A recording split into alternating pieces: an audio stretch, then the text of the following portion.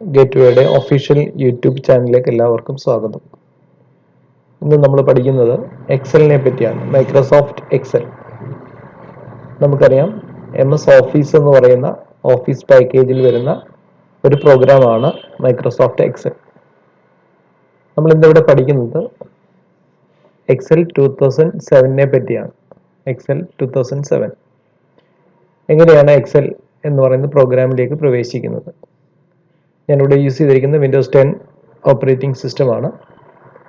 Start button click ചെയ്യുന്നു. Then programme ലിസ്റ്റിൽ നിന്നും മൈക്രോസോഫ്റ്റ് ഓഫീസ് സെലക്ട് ചെയ്യാം. മൈക്രോസോഫ്റ്റ് ഓഫീസ്, അതിൽ മൈക്രോസോഫ്റ്റ് എക്സൽ 2007 ക്ലിക്ക് ചെയ്യുക. എക്സൽ ഓപ്പൺ ആയിരിക്കുന്നത് കാണാൻ സാധിക്കും. ഇവിടെ നമുക്ക് എന്തൊക്കെ കാണാനാണ് സാധിക്കുന്നത്? ഏറ്റവും മുകളിലായിട്ട് കാണുന്നത് ടൈറ്റിൽ ബാർ ആണ്. അത് പ്രോഗ്രാമിനെ സംബന്ധിച്ചുള്ള വിവരങ്ങളാണ്. മൈക്രോസോഫ്റ്റ് എക്സൽ എന്നുള്ള ആപ്ലിക്കേഷനാണ് നമ്മൾ പ്രവർത്തിക്കുന്നത്. അതിൽ ആദ്യത്തെ വർക്ക് ബുക്കാണ്, അതുകൊണ്ടാണ് ബുക്ക് 1 എന്ന് നാമകരണം ചെയ്തിരിക്കുന്നത്. അതിൻ്റെ സൈഡിൽ തന്നെ ക്വിക്ക് റെഫറൻസ് ടൂൾ ബാർ കാണാൻ സാധിക്കും, അല്ലെങ്കിൽ ക്വിക്ക് ആക്സസ് ടൂൾ ബാർ കാണാനായിട്ട് സാധിക്കും. ഇത് നമുക്ക് അത്യാവശ്യം വേണ്ടുന്ന കമാൻഡുകളെ ഈ ക്വിക്ക് ആക്സസ് ടൂൾ ബാറിലേക്ക് ആഡ് ചെയ്യാനായിട്ട് സാധിക്കും. അതുകൂടാതെ ഇവിടെ ഒരു ഹോം ബട്ടൺ അല്ലെങ്കിൽ ഓഫീസ് ബട്ടൺ കാണാൻ സാധിക്കും. ഓഫീസ് ബട്ടണിൽ അത്യാവശ്യം നമ്മൾ യൂസ് ചെയ്യുന്ന കമാൻഡുകളുടെ ഒരു നിര ഇവിടെ കാണാനായിട്ട് സാധിക്കും. New, open, save, print, prepare, send, publish, close തുടങ്ങിയ മെനൂസ് അടങ്ങിയിട്ടുള്ള ഓഫീസ് ബട്ടൺ ഇവിടെയുണ്ട്. ഇനി ഇത് കൂടാതെ ഇവിടെ ധാരാളം റിബൺ ടാബുകൾ കാണാൻ സാധിക്കും. ഇത് ഓരോ ടാബാണ്. ഹോം എന്ന് പറയുന്ന റിബൺ ടാബാണ് ഇവിടെ കാണുന്നത്. അത് റിലേറ്റഡ് ആയിട്ടുള്ള കുറേ കമാൻഡുകളാണ് ഇവിടെ ടൂൾ ബാറിൽ സെറ്റ് ചെയ്തിരിക്കുന്നത്, അല്ലെങ്കിൽ ആ റിബണിൽ സെറ്റ് ചെയ്തിരിക്കുന്നത്. ഇത് ഇൻസേർട്ട് എന്ന് പറയുന്ന അടുത്ത റിബൺ ആണ്. അതിൽ ഇൻസേർട്ടുമായിട്ട് ബന്ധപ്പെട്ട കുറേ കമാൻഡുകളെ ഉൾപ്പെടുത്തിയിരിക്കുന്നു. Page layout, formula, data, review, then view. ഇവിടെ ഞാൻ അഡീഷണൽ ആയിട്ട് ഡെവലപ്പർ എന്ന് പറയുന്ന ഒരു റിബൺ ടാബും കൂടെ ആഡ് ചെയ്തിട്ടുണ്ട്. നമുക്ക് എത്ര ടാബ് വേണമെങ്കിലും ആഡ് ചെയ്യാം. അഡീഷണൽ ടാബുകളൊക്കെ ഉണ്ട്. കൂടുതൽ ഫീച്ചേഴ്സ് ആഡ് ചെയ്യണമെന്നുണ്ടെങ്കിൽ നമുക്ക് ആഡ് ചെയ്യാനുള്ള ഓപ്ഷനും ഇവിടെയുണ്ട്.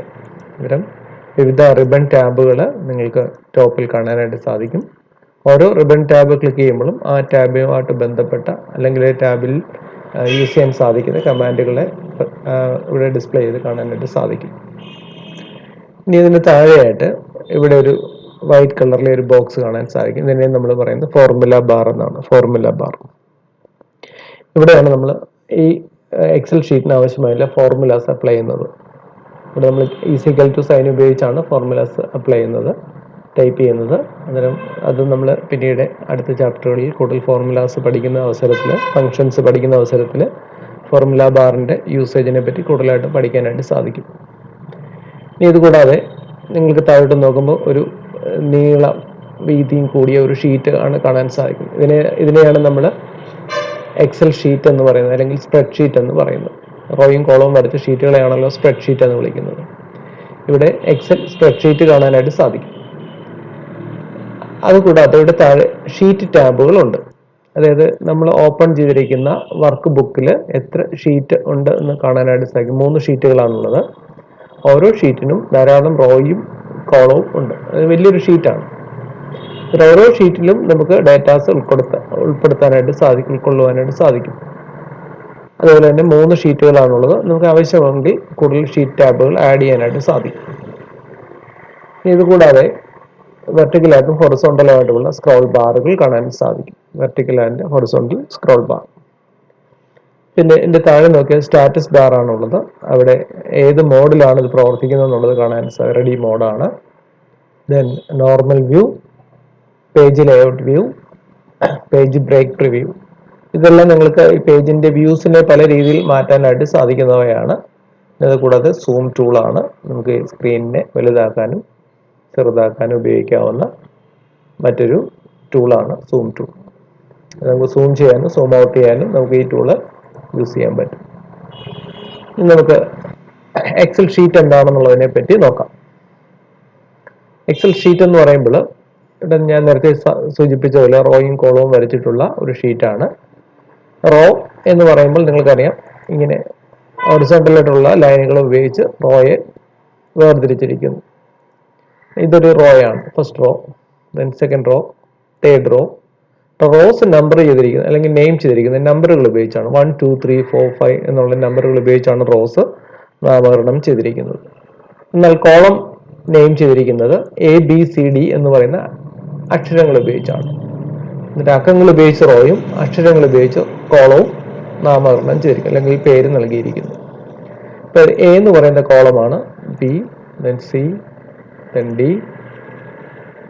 ഇനി നമ്മൾ എന്താണ് ഒരു സെൽ എന്ന് പറഞ്ഞത്? ഇതൊരു സെല്ലാണ്. സെൽ എന്ന് പറഞ്ഞാൽ എന്താണ്? റോയും കോളവും കൂടെ ചേരുന്ന ഭാഗമാണ്. അതായത് intersection of row and column is called cell. Cell എന്ന് പറയുമ്പോൾ റോയും കോളവും കൂടെ ചേരുന്ന അല്ലെങ്കിൽ സംഗമിക്കുന്ന സ്ഥലമാണ് സെൽ. ഈ ഓരോ സെല്ലും എങ്ങനെയാണ് തിരിച്ചറിയുന്നതെന്ന് ചോദിച്ചു കഴിഞ്ഞാൽ ഓരോ സെല്ലിനും ഓരോ അഡ്രസ് ഉണ്ട്. ഇപ്പൊ ഈ സെല്ലിന്റെ അഡ്രസ് A1 എന്നാണ്. ഇവിടെ സെൽ അഡ്രസ് അല്ലെങ്കിൽ നെയിം ബോക്സിൽ സെൽ അഡ്രസ് കാണിക്കും. സെൽ അഡ്രസ് എന്ന് പറഞ്ഞാൽ A1. A എന്ന് പറയുന്നത് അതിന്റെ കോളത്തിന്റെ പേരും 1 എന്ന് പറയുന്ന റോയുടെ പേരുമാണ്. ഈ സെല്ലിന്റെ അഡ്രസ് നോക്കിയേ, H9 എന്നാണ്. H മീൻസ് H എന്ന് പറയുന്ന കോളത്തിന്റെ പേരാണ്, 9 എന്ന് പറയുന്ന റോയുടെ പേരാണ്. അങ്ങനെ കോളത്തിന്റെ പേരാണ് ആദ്യം എഴുതുന്നത്, അതിനുശേഷം റോയുടെ പേര് ആണ് എഴുതുന്നത്. നമ്മൾ ഏത് സെല്ലാണോ സെലക്ട് ചെയ്തിരിക്കുന്ന ആ സെല്ലിന്റെ അഡ്രസ് ഇവിടെ കാണാനായിട്ട് സാധിക്കും. ഇനി നമുക്ക് കൂടുതൽ സെല്ലുകൾ ആഡ് ചെയ്യണമെന്നുണ്ടെങ്കിൽ കൂടുതൽ ഒരു സമയത്ത് ഒരു സെല്ല് മാത്രമേ ആക്റ്റീവായിട്ട് ഇരിക്കത്തുള്ളൂ. എന്നാൽ സെല്ലിന്റെ അഡ്രസ് ആയിരിക്കും ഇവിടെ കാണിക്കുന്നത്. ഒന്നിൽ കൂടുതൽ സെല്ലുകൾ സെലക്ട് ചെയ്യണമെങ്കിൽ ചെയ്യാൻ സാധിക്കും. അത് ക്ലിക്ക് ചെയ്ത് ഡ്രാഗ് ചെയ്താൽ മതിയോ. ക്ലിക്ക് ചെയ്ത് ഡ്രാഗ് ചെയ്ത് കഴിയുമ്പോൾ സെലക്ട് ചെയ്തിരിക്കുന്ന പോർഷനുള്ള സെല്ലുകൾ ആക്റ്റീവ് ആയിരിക്കും അല്ലെങ്കിൽ സെലക്ഷൻ ആകുന്നത് കാണാനായിട്ട് സാധിക്കും. ഇങ്ങനെയാണ് സെല്ല് എന്ന് പറയുന്ന കൺസെപ്റ്റ്. ഇത് കൂടാതെ റോയുടെ കാര്യം പറയുമ്പോൾ ഈ റോ 1 2 3 നമ്പർ ചെയ്തിരിക്കുന്നത് കുറേ റോസ് ഉണ്ട്. എത്ര റോ ഉണ്ടെന്ന് നമുക്ക് നോക്കാം. ഈ എൻ്റയർ ഷീറ്റിനെ നമുക്ക് സെലക്ട് ചെയ്യാൻ വേണ്ടിയിട്ട് ഈ കോർണറിൽ കാണുന്ന ബട്ടൺ ഒന്ന് ക്ലിക്ക് ചെയ്ത് കഴിഞ്ഞാൽ നമുക്ക് എത്ര റോ ഉണ്ട്? 10,48,576 റോസ് ഉണ്ട്. 10,48,576 റോയാണ് ഈ ഷീറ്റിനുള്ളത്. അതേപോലെ തന്നെ 16,384 കോളംസ് ഉണ്ട്. 16,384 കോളവും ഉണ്ട്. നമ്മൾ നേരത്തെ പറഞ്ഞില്ല, റോയുടെ റോ നാമകരണം അല്ലെങ്കിൽ പേര് കൊടുത്തിരിക്കുന്ന 1 2 3 എന്നാണെങ്കിൽ കോളത്തിന് ABCDEF അങ്ങനെ Z കഴിഞ്ഞതിന് ശേഷം പിന്നെ AAABAC പിന്നെ BABBBC അങ്ങനെയാണ് അതിന്റെ നെയിമിങ് കൊടുത്തിരിക്കുന്നത്. ഇനിയും നമുക്കൊരു കോളം മൊത്തത്തിൽ സെലക്ട് ചെയ്യണമെന്നുണ്ടെങ്കിൽ കോളം ഹെഡിങ്ങിൽ ഒന്ന് ക്ലിക്ക് ചെയ്താൽ മതിയാവും. ഇപ്പോൾ ഈ കോളം കംപ്ലീറ്റ് ആയിട്ട് സെലക്ട് ആയി. ഇപ്പോൾ റോയുടെ ഹെഡിങ്ങിൽ ക്ലിക്ക് ചെയ്ത് കഴിഞ്ഞാൽ ആ റോ കംപ്ലീറ്റ് ആയിട്ട് സെലക്ട് ആവും. ഈ കോൺട്രോൾ ബട്ടൺ ക്ലിക്ക് ചെയ്ത് എൻ്റയർ ഷീറ്റ് മുഴുവൻ ഷീറ്റ് ഇപ്പം സെലക്റ്റഡ് ആയി. മനസ്സിലായില്ല? ഫസ്റ്റ് സെല്ലിന് A1 എന്നാണ് പറയുന്നത്. അതുപോലെ തന്നെ നമുക്ക് ഓരോ റോയും സെലക്ട് ചെയ്യാൻ വേണ്ടി റോയുടെ ഹെഡിങ്ങിൽ ക്ലിക്ക് ചെയ്താൽ മതി. കോളം സെലക്ട് ചെയ്യാൻ വേണ്ടി കോളത്തിന്റെ ഹെഡിങ്ങിൽ ക്ലിക്ക് ചെയ്താൽ മതിയാവും. ഇനി നമുക്ക് ഓരോ ഷീറ്റിലും ഇതേപോലെ തന്നെ ഞാൻ നേരത്തെ പറഞ്ഞ പോലെ തന്നെ ഉള്ള റോസും കോളംസുമാണ് ഉള്ളത്. Sheet 2, then sheet 3. നമുക്ക് വീണ്ടും ഷീറ്റുകൾ ആഡ് ചെയ്യാനായിട്ട് എത്ര ഷീറ്റുകൾ വേണമെങ്കിലും ആഡ് ചെയ്യാം. ഇൻസേർട്ട് എന്നുള്ള ബട്ടൺ ക്ലിക്ക് കഴിഞ്ഞാൽ അടുത്ത ഷീറ്റ് ആഡ് ചെയ്തു. ദെൻ വീണ്ടും ബട്ടൺ ഉപയോഗിച്ച് വീണ്ടും ഷീറ്റുകൾ എത്ര ഷീറ്റുകൾ വേണമെങ്കിലും ഈ വർക്ക് ബുക്കിൽ ആഡ് ചെയ്യാൻ പറ്റും. ഈ ഷീറ്റുകളെല്ലാം കൂടെ ചേരുമ്പോഴാണ് അതിന് പറയുന്നത് വർക്ക് ബുക്ക് എന്നാണ്. വർക്ക് ബുക്ക് ഇത് work sheet. Entire work sheets are called. മുഴുവൻ വർക്ക് ഷീറ്റുകളെയും ചേർത്ത് നമ്മൾ വിളിക്കുന്ന പേരാണ് വർക്ക് ബുക്ക്. വർക്ക് ബുക്കിൽ ഇപ്പം നമ്മൾ ഓപ്പൺ ചെയ്തിരിക്കുന്ന വർക്ക് ബുക്കിൽ 5 വർക്ക് ഷീറ്റുകളാണുള്ളത്. 5 വർക്ക് ഷീറ്റാണ്. ഷീറ്റ് 1, ഷീറ്റ് 2, ഷീറ്റ് 3 എന്നാണ് നെയിം ചെയ്തിരിക്കുന്നത്. നമുക്ക് ഇഷ്ടമുള്ള പേര് ചേഞ്ച് ചെയ്യാൻ പറ്റും. ഷീറ്റിൻ്റെ ഓടെ കൊണ്ട് ക്ലിക്ക് ചെയ്തതിന് ശേഷം ഇവിടെ റീനെയിം എന്നുള്ള ഓപ്ഷൻ ഉണ്ട്. ആ നെയിം ഉപയോഗിച്ച് റീനെയിം എന്നുള്ള കമാൻഡ് ഉപയോഗിച്ച് നമുക്ക് പുതിയ നെയിം കൊടുക്കാൻ പറ്റും. അപ്പോൾ ഇവിടെ ഞാൻ ഗേറ്റ് വേ എന്ന് കൊടുക്കും. അതേപോലെ നമുക്കൊരു ഷീറ്റ് റിമൂവ് ചെയ്യണമെന്നുണ്ടെങ്കിൽ ഷീറ്റ് സെലക്ട് ചെയ്തതിന് ശേഷം റൈറ്റ് ബട്ടൺ ക്ലിക്ക് ചെയ്യുക, ഡിലീറ്റ് എന്ന് കൊടുത്തു കഴിഞ്ഞാൽ ആ ഷീറ്റ് ഡിലീറ്റ് ആവും. ഡിലീറ്റ്. നെയിം ചേഞ്ച് ചെയ്യാനും ഷീറ്റുകൾ ഡിലീറ്റ് ചെയ്യാനും ഷീറ്റുകൾ ആഡ് ചെയ്യാനും ഒക്കെ ഈ ടാബുകൾ ഉപയോഗിച്ച് നമുക്ക് സാധിക്കും എന്നുള്ളതാണ്. ഇനി നമ്മളൊരു ഡാറ്റ എങ്ങനെയാണ് ഒരു സെല്ലിൽ എൻ്റർ ചെയ്യുന്നത്? ഒരു സെല്ല് സെലക്ട് ചെയ്യുന്നു, അതിനുശേഷം നമ്മൾ എൻ്റർ ചെയ്യേണ്ട ഡാറ്റ അവിടെ ടൈപ്പ് ചെയ്യുന്നു. ഇവിടെ നെയിം എന്ന് ഞാൻ കൊടുത്തു. അതിനുശേഷം നിങ്ങൾ എൻ്റർ കീയോ അല്ലെങ്കിൽ ഡൗൺ ആരോ കീയോ പ്രസ് ചെയ്ത്, ഡൗൺ ആരോ കീ എന്തിനാണ് പ്രസ് ചെയ്യുന്നത് വെച്ചാൽ താഴേക്കുള്ള അല്ലെങ്കിൽ ഡൗൺ സെല്ലിലേക്ക് പോകാനായിട്ടാണ്. അതേപോലെ തന്നെ അപ്പ് ആരോ കീ ഉപയോഗിച്ചിട്ട് കീബോർഡിലെ അപ്പ് ആരോ കീ ഉപയോഗിച്ചിട്ട് സെല്ലിൻ്റെ മുകളിലോട്ട് മൂവ് ചെയ്യിക്കാൻ സാധിക്കും. റൈറ്റ്, അതുപോലെ തന്നെ ലെഫ്റ്റ്, ഇഷ്ടമുള്ള സ്ഥലത്തേക്ക് നമുക്ക് ആരോ കീ ഉപയോഗിച്ച് സെല്ലിനെ നിയന്ത്രിക്കാനായിട്ട് സാധിക്കും. നമുക്ക് ഏത് സെല്ലിലാണോ ടൈപ്പ് ചെയ്യേണ്ടത് ആ സെല്ല് ആദ്യം സെലക്ട് ചെയ്യണം. അതിന് ശേഷമാണ് നമുക്ക് കൺട്രോൾ ആരോ കീസ് ആണ് ഉപയോഗിക്കുന്നത്. പ്ലേസ്,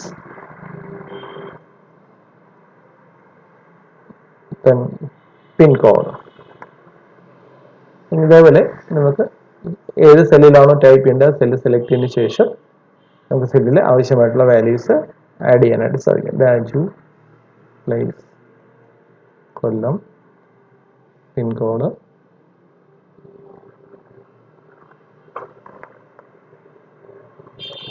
സെലക്ട് ചെയ്തിരിക്കുന്ന സെല്ലിലാണ് വരുന്നത്.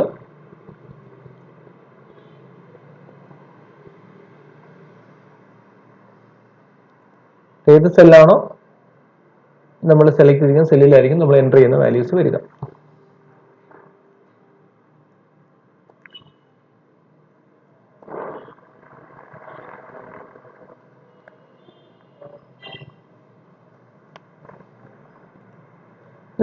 ഇനി നിങ്ങൾ ശ്രദ്ധിച്ചു കാണുമല്ലോ, ഓരോ സെല്ലിലും ഞാൻ വാല്യൂസ് ടൈപ്പ് ചെയ്യുമ്പോൾ അക്ഷരങ്ങൾ ടൈപ്പ് ചെയ്യുന്ന അവസരത്തിൽ ലെഫ്റ്റിലാണ് അലൈൻമെന്റ് വരുന്നത്. ലെഫ്റ്റ് അലൈൻഡ് ആയിട്ടായിരിക്കും അക്ഷരങ്ങൾ നിൽക്കുക.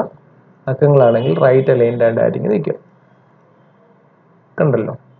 ഓക്കെ, നമുക്ക് ഇവിടെ ആദ്യത്തെ ഹോം എന്ന് പറയുന്ന റിബൺ ടാബിൽ കുറേ കമാൻഡുകൾ ഇവിടെയുണ്ട്.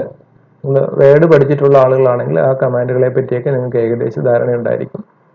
ഇവിടെ ഫസ്റ്റിലാണെങ്കിൽ ഫോണ്ട് സെലക്ഷൻ ആണ്. ഫോണ്ട്, നമുക്ക് ഇഷ്ടമുള്ള ഒരു ഫോണ്ട് ഇതിന് കൊടുക്കാനായിട്ട് സാധിക്കും. ഇപ്പം ഞാൻ ഏരിയൽ ബ്ലാക്ക് എന്ന് പറയുന്ന ഒരു ഫോണ്ടാണ് സെലക്ട് ചെയ്തിരിക്കുന്നത്. നമുക്ക് ഇഷ്ടമുള്ള ഫോണ്ട് സെലക്ട് ചെയ്ത് കൊടുക്കാനായിട്ട് സാധിക്കും. ഫോണ്ട് ലിസ്റ്റിൽ നിന്ന് നമുക്ക് ഇഷ്ടമുള്ള ഫോണ്ടുകൾ സെലക്ട് ചെയ്യാനായിട്ട് സാധിക്കും. അതിനുശേഷം അതിനോട് ചേർന്ന് തന്നെ ഫോണ്ട് സൈസ്, ഫോണ്ടിന്റെ വലിപ്പം എത്ര വേണം എന്നുള്ളതാണ്. പിന്നെ 14 എന്ന് പറയുന്ന ഫോണ്ട് സൈസാണ് അതിന് കൊടുത്തത്. അതുപോലെ തന്നെ നമുക്ക് ഈ സെല്ലിന്റെ വലിപ്പം കൂട്ടുകയും കുറയ്ക്കുകയും ചെയ്യാം. ഇപ്പോൾ ഓരോ സെല്ലിന്റെ വലിപ്പം കൂട്ടണമെന്നുണ്ടെങ്കിൽ ഇപ്പം നമ്മൾ കോളത്തിന്റെ വീതി വിട്ടാണ് കൂട്ടുന്നുണ്ടെങ്കിൽ കോളം ഹെഡിങ്ങിന്റെ സൈഡിൽ ക്ലിക്ക് ചെയ്തതിന് ശേഷം ഡ്രാഗ് ചെയ്ത് അതിന്റെ സൈസ് വർദ്ധിപ്പിക്കാനായിട്ട് സാധിക്കും. പിന്നെ റോയുടെ ഹൈറ്റ് ആണ് കൂട്ടുന്നുണ്ടെങ്കിൽ സെലക്ട് ചെയ്ത് നീക്കി കഴിഞ്ഞാൽ ആ റോയുടെ ഹൈറ്റ് കൂടുന്ന കാണാനായിട്ട് സാധിക്കും. നിങ്ങൾക്ക് ഒരേപോലെ തന്നെ 3 കോളത്തിന്റെയും മാറ്റണമെന്നുണ്ടെങ്കിൽ കൺട്രോൾ പ്രസ് ചെയ്തതിന് ശേഷം 3 കോളം സെലക്ട് ചെയ്യുക. അതിനുശേഷം നിങ്ങൾ ഏതെങ്കിലും ഒരു കോളത്തിന്റെ വിട്ട് കൂട്ടി കഴിഞ്ഞാൽ എല്ലാ കോളത്തിനും ഒരേപോലെ ആയിരിക്കും വിട്ട് കൂടുക. അന്നേരം ഒരേപോലെ നിങ്ങൾ കൺട്രോൾ ഉപയോഗിച്ച് 3 റോ ഞാൻ സെലക്ട് ചെയ്തു. ഒന്നിന്റെ ഹൈറ്റ് ആണ് ഞാൻ കൂട്ടിയെങ്കിൽ പോലും 3ന്റെ ഹൈറ്റ് ഒരേപോലെ തന്നെ കൂടുന്ന കാണാനായിട്ട് സാധിക്കും. കണ്ടില്ലേ? ഇതെല്ലാം നമുക്ക് റോയുടെയും കോളത്തിന്റെയും വിഡ്ത്തും ഹൈറ്റും കൂട്ടാനായിട്ട് സാധിക്കും. അന്നേരം ഇവിടെ ഫോണ്ട് സെലക്ഷന് വേണ്ടിയിട്ട് നമ്മൾ ഡ്രോപ്പ് ഡൗൺ ലിസ്റ്റ് എന്നാണ് ഇതിന് പറയുന്നത്. ആ ലിസ്റ്റിൽ നിന്ന് നിങ്ങൾക്ക് ഇഷ്ടമുള്ള ഫോണ്ട് സെലക്ട് ചെയ്യാൻ സാധിക്കും. ഫോണ്ട് സൈസ്, ഇവിടെ നിന്ന് നമുക്ക് ഫോണ്ടിന്റെ വലിപ്പം നമുക്ക് ഇവിടെ എത്ര ആണ് വേണ്ടത് എന്നുള്ള കാര്യം സെലക്ട് ചെയ്യാനായിട്ട് സാധിക്കും. ഇനി ഇവിടെ എന്താണ് കൊടുത്തിരിക്കുന്നത്? ഇത് ഇൻക്രീസ് ഫോണ്ട് സൈസ് എന്നാണ്. ഫോണ്ടിന്റെ വലിപ്പം കൂട്ടാൻ നമുക്ക് ഇങ്ങനെ സെലക്ട് ചെയ്തതിന് പകരം ഇങ്ങനെയും നമുക്ക് സൈസ് കൂട്ടാൻ സാധിക്കും. കണ്ടില്ലേ? ഈ 2 വീതം ഇത് കൂടുന്ന കാണാം. ഈ 2 പോയിന്റ് വീതം ഇവിടെ കൂടുന്ന കാണാൻ സാധിക്കും. അതുപോലെ തന്നെ ഡിക്രീസ് ഫോണ്ട് സൈസ്, ഫോണ്ടിന്റെ സൈസ് കുറയ്ക്കാൻ, അതും ഈ 2 പോയിന്റ് വീതമാണ് കുറയുന്നത്. അതിന് ഇവിടെ സെലക്ട് ചെയ്തതിന് പകരം നിങ്ങൾക്ക് കുറച്ച് കൂട്ടണമെന്നുണ്ടെങ്കിൽ ഇവിടെ ക്ലിക്ക് ചെയ്ത് വളരെ ഈസി ആയിട്ട് കൂട്ടുകയും കുറയ്ക്കുകയും ചെയ്യാനായിട്ട് സാധിക്കും. ബോൾഡ് ആക്കാൻ, ഇതിപ്പം ഈ ഏരിയൽ ബ്ലാക്ക് എന്ന് പറയുന്ന ഒരു ബോൾഡ് ഫോണ്ട് ആണ്, അതുകൊണ്ടാണ് നമുക്ക് വലിയ വ്യത്യാസം പ്രകടമാകാത്തത്. ബോൾഡ് ഓഫ് ആക്കാം. ഇറ്റാലിക് ലെറ്റേഴ്സ്, ചരിഞ്ഞ അക്ഷരങ്ങൾ ഇറ്റാലിക് ഓഫ് ചെയ്തു. അണ്ടർലൈൻ ആഡ് ചെയ്യാൻ, അണ്ടർലൈൻ ഓഫ് ചെയ്യാൻ. ഇവിടെ നമുക്ക് ഈ കൺട്രോൾ എല്ലാം തന്നെ നമുക്ക് വേർഡിലുള്ളതാണ്. ഇത് കൂടാതെ നമുക്ക് ഇതിനൊരു ബോർഡർ അപ്ലൈ ചെയ്യണമെന്നുണ്ടെങ്കിൽ സെലക്ട് ചെയ്തതിന് ശേഷം ബോർഡർ സ്റ്റൈലുണ്ട്, പല ടൈപ്പ് ബോർഡേഴ്സ് ഉണ്ട്. 4 സൈഡിൽ ഓൾ ബോർഡേഴ്സ് എന്ന് കൊടുത്തുകഴിഞ്ഞാൽ എല്ലാ സൈഡിലും അതിന് ബോർഡേഴ്സ് ഉണ്ടാകും. ഇതെല്ലാം നിങ്ങൾക്ക് ഒരു ബോർഡറും വേണ്ടെന്നുണ്ടെങ്കിൽ നോ ബോർഡർ എന്ന് പറയാം. ഒരു ബോർഡർ ഒന്നുമില്ല. ഇനി നിങ്ങൾക്ക് ചുറ്റും ബോർഡർ മാത്രം മതി എന്നുണ്ടെങ്കിൽ അത് സെലക്ട് ചെയ്താൽ മതി. Outline, outside borders. അങ്ങനെ പല രീതിയിൽ നിങ്ങൾക്ക് ബോർഡറുകൾ കൊടുക്കാനായിട്ടുള്ള ഓപ്ഷൻ ഇവിടെയുണ്ട്. ഇത് കൂടാതെ അടുത്ത ടൂൾ എന്ന് പറയുന്നത് ഫിൽ കളറാണ്. ഫിൽ കളർ, ഒരു സെല്ലിനുള്ളിൽ കളർ ഫിൽ ചെയ്യാനായിട്ടാണ് ഇത് യൂസ് ചെയ്യുന്നത്. ഏതെങ്കിലും ഒരു കളർ, നിങ്ങൾക്ക് ഇഷ്ടമുള്ള കളർ ഇവിടെ നിന്ന് സെലക്ട് ചെയ്യാനായിട്ട് സാധിക്കും. ഏതെങ്കിലും ഒരു കളർ അപ്ലൈ ചെയ്യണമെന്നുണ്ടെങ്കിൽ കളർ അപ്ലൈ ചെയ്യാം. ഫിൽ കളറാണ് അതിന് വേണ്ടി യൂസ് ചെയ്യുന്നത്. ഫിൽ കളർ ഉപയോഗിച്ച് നമുക്ക് ഇഷ്ടമുള്ള ഒരു കളർ അതിനകത്ത് ഫിൽ ചെയ്യാനായിട്ട് സാധിക്കും.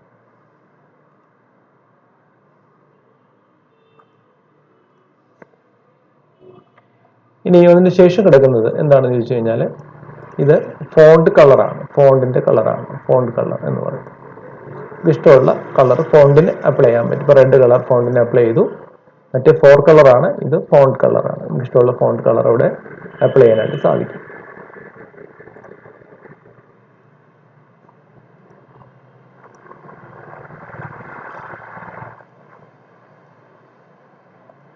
ഇതിനും ഫോണ്ട് കളർ സെലക്ട് ചെയ്യാനായിട്ടുള്ള ഓപ്ഷൻ ഉണ്ട്. കൂടുതൽ കളറുകൾ എടുക്കാനുള്ള ഓപ്ഷൻ ഇവിടെ മോർ കളേഴ്സ് സെലക്ട് ചെയ്തിട്ട് നിങ്ങൾക്ക് ഇഷ്ടമുള്ള കളറുകൾ ഇവിടെ പാലറ്റിൽ ഇല്ലാതെ അല്ലെങ്കിൽ ഈ തീമിൽ ഇല്ലാത്ത കളേഴ്സ് നിങ്ങൾക്ക് ആഡ് ചെയ്യാനായിട്ട് സാധിക്കും.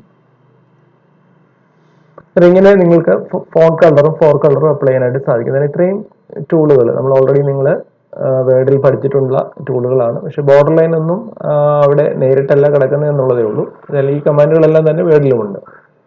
ഇനി ഇവിടെ അലൈൻമെന്റ് എന്നുള്ള ഓപ്ഷനാണ്. ഇപ്പം നമ്മൾ ഈ സെല്ലിന്റെ ബോട്ടം സൈഡിലാണ് ഈ അക്ഷരത്തിന്റെ സ്ഥാനം. നമുക്ക് സെൻട്രലിലേക്ക് കൊണ്ടുപോകണമെങ്കിൽ സെൻട്രൽ ബട്ടന്റെ അവിടെ ക്ലിക്ക് ചെയ്യാം. ഏറ്റവും ടോപ്പിലേക്ക് സെന്റർ ബോട്ടം. ഇതാണെങ്കിലോ ഇത് left alignment, central alignment, right alignment.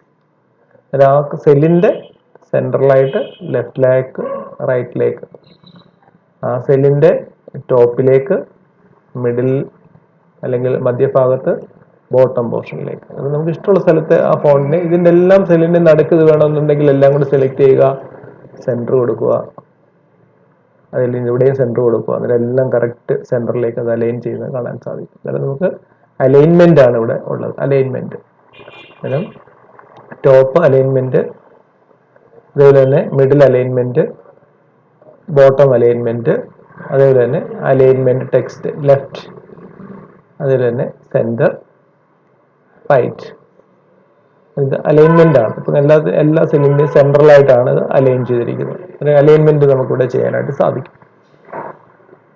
അന്നേരം അതേപോലെ തന്നെ അടുത്ത ഓപ്ഷൻ എന്താണെന്ന് ചോദിച്ചു കഴിഞ്ഞാൽ ഫോണ്ടിന്റെ ആംഗിൾ ചേഞ്ച് ചെയ്യുകയാണ്.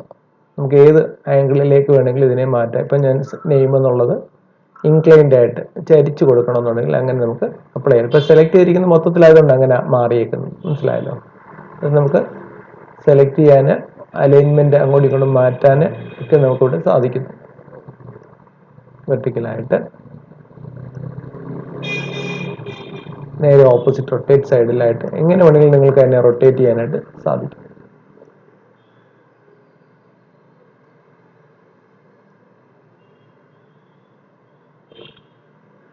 കണ്ടില്ലേ? ഓക്കെ. സെലക്ട് ചെയ്തതിന് ശേഷം നമ്മൾ ഈ ആക്ഷൻസ് ഒന്നും വേണ്ടെന്നുണ്ടെങ്കിൽ നമുക്കിവിടെ ഒരു കമാൻഡ് ഉണ്ട്, ക്ലിയർ ഓൾ അല്ലെങ്കിൽ ക്ലിയർ ഫോർമാറ്റ്. ഫോർമാറ്റുകളെല്ലാം ക്ലിയർ ചെയ്യാനായിട്ട്, അല്ലെങ്കിൽ ക്ലിയർ ഓൾ എന്നുള്ളത് എല്ലാം ക്ലിയർ ആയി പോകും. ക്ലിയർ ഫോർമാറ്റ് പഴയതുപോലെ ആയി, നമ്മൾ ആദ്യം ടൈപ്പ് ചെയ്ത പോലെ ആയി ക്ലിയർ ഫോർമാറ്റ് കൊടുത്തു കഴിഞ്ഞാൽ. ഓക്കെ. അന്നേരം അതേപോലെ തന്നെ പിന്നെ താഴെയുള്ളത് ഇൻഡന്റ്. ഇൻഡന്റ് എന്ന് പറയുന്നത് നിങ്ങൾക്കറിയാം, ഇൻഡന്റ് മാർജിൻ എന്നാണ്. മാർജിൻ ഡിക്രീസ് ചെയ്യാനും ഇൻക്രീസ് ചെയ്യാനും. ഇപ്പം ഈ ലെഫ്റ്റിൽ നിന്നുള്ള മാർജിൻ ഇച്ചിരി കൂട്ടണം, കണ്ടോ? Decreasing, increasing. എന്നിട്ട് ഇൻഡന്റ് അല്ലെങ്കിൽ മാർജിൻ കൂട്ടുകയും കുറയ്ക്കുകയും ചെയ്യാൻ വേണ്ടിയിട്ടുള്ള ഓപ്ഷനാണ് ഇവിടെ ഉള്ളത്. ഞാൻ നേരത്തെ പറഞ്ഞ പോലെ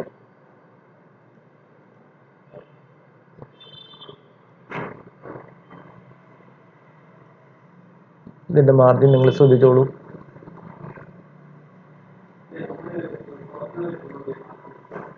മാർജിൻ ഇപ്പൊ സെൻട്രലാണ് ഇരിക്കുന്നത് എങ്കിലും മാർജിൻ നിങ്ങൾക്ക് കുറയ്ക്കാനോ കൂട്ടാനോ സാധിക്കും. മാർജിൻ കൂട്ടുന്നു, മാർജിൻ കുറയ്ക്കുന്നു. അപ്പം ഇത്രയും ടൂളുകളാണ് നമ്മൾ ഇന്ന് പഠിക്കാൻ ഉദ്ദേശിക്കുന്നത്. എക്സൽ ഷീറ്റിന്റെ കുറേ ഫീച്ചറുകളാണ് നമ്മൾ ഇന്ന് പഠിച്ചു. ബാക്കിയുള്ളത് നമുക്ക് നെക്സ്റ്റ് ക്ലാസ്സിൽ പഠിക്കാം. Thank you.